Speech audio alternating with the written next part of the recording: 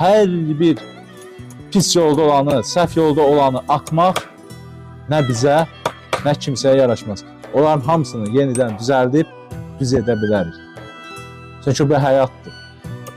Rəbbimiz Allah hər zaman ən böyük günahları belə, şirkdən başqa, ən böyük günahları belə ona şərik qoşmaqdan başqa, ondan başqasından kömək istəməkdən başqa, bütün günahları bağışlayan Allah. İnsanı bilsən bir tövbə ilə neyir?